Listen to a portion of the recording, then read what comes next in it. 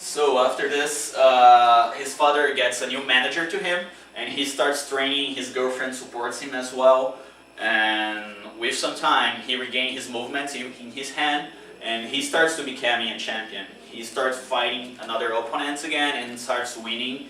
So everyone supports him. One day he's going to fight a new guy on the box, and the guy is supposed to be the new champion, and he beats the guy. What he discovers is that this guy was going to try the world championship. So since he beat the guy, he's the one giving a shot in the world championship.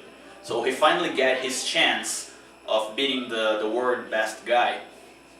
But when he's preparing to the news fight, he stops to think about all his fights, and he remembers that his new coach is very good, but all his fights he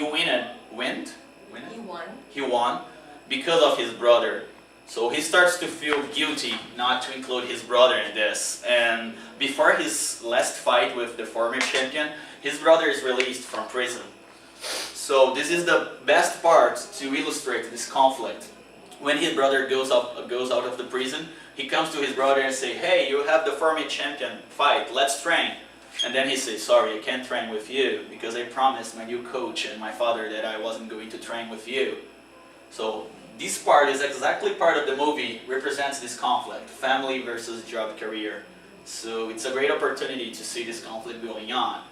And what he does, he fight with his brother and with his girlfriend. He kind of fight with everyone because he wants to reconcile everyone together. He kind of needs everyone's support for this fight.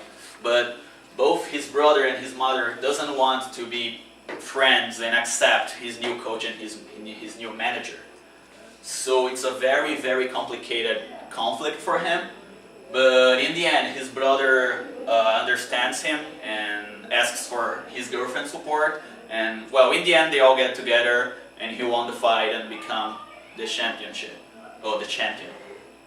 So to conclude my presentation, what I learned from this movie and from this kind of conflict is that you can see in the beginning of the movie that he is in his family side, and in the middle of the movie he is in the job career side. So what we can do to solve this kind of problem is, instead of choosing a side and trying to see what side is best for you, you should try to conciliate both sides, and then the conflict is over. So you might think this is a bit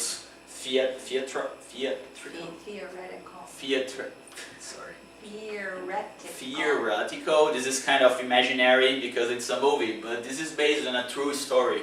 So we can see this kind of conflict can end, and it's possible to do this. So I think this is a life lesson, and it's totally worth to see the movie. Thank you.